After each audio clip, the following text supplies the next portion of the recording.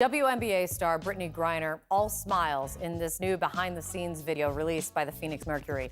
The WNBA team announced this week that Griner has been re-signed.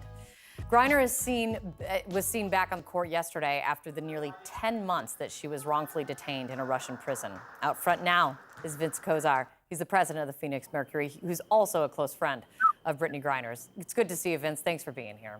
We see her smiling in these videos, smiling with her teammates in these videos that have been released. She's been back now for a little more than 2 months. How is she doing?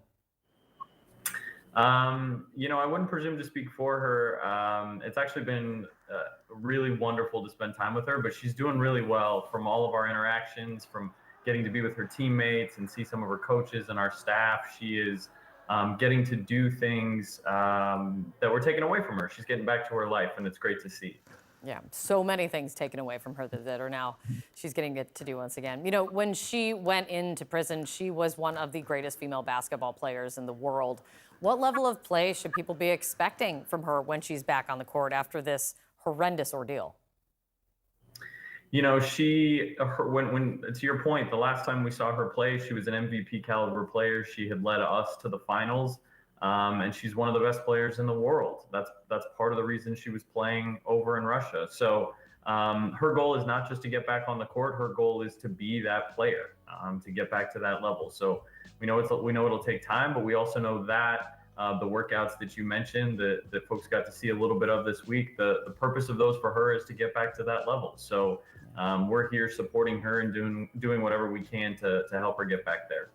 I was really interested in, and it was really cool to see that in announcing Griner's return, the Mercury marked the moment by calling attention to another American held still in Russia. We're showing folks right now the pictures of staff writing letters to Paul Whelan, an American who's been wrongfully detained in Russia for more than 5 years now. And the league has also just been a leader on many other issues, like criminal justice reform, for one.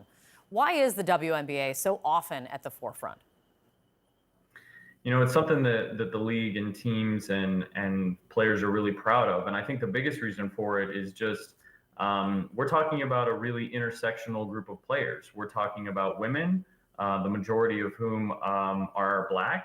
We're talking about a league with out and proud lesbian athletes. And so to speak up in support of these causes, to bring attention to progressive movements, isn't just something that they do on a whim. It's something that they do for survival. It's important to them, it's important to us, and it's important that we're using those platforms to speak up and give voice to the people who don't have the same ones. So I think you make a point that what this league and these players have done historically, but I think the experience that we all went through last year in missing our friend and Brittney not being here has given us the awareness of there are a lot of families who are dealing with these similar things away from loved ones who are detained overseas. And to your point, this week we sort of marked her re-signing by writing letters to Paul Whelan, because as you know, when Sherelle Griner was at the White House, when BG's return was announced, she mentioned Paul and the work that they're going to do. BG has done the same thing in letters since her return. So this is her legacy work, and we're going to be right there with her doing it this season and beyond.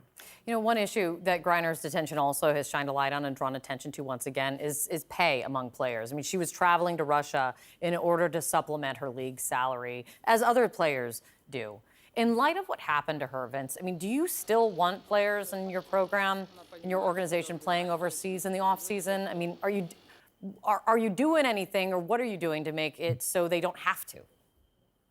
Yeah, I think you hit the nail on the head with that last part. I wouldn't presume to tell players what they can or can't do.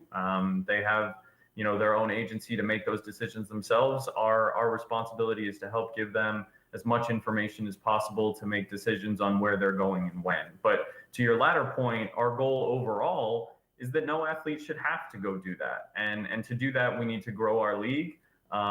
It is at a tremendous inflection point right now. The business has never been better than it is currently.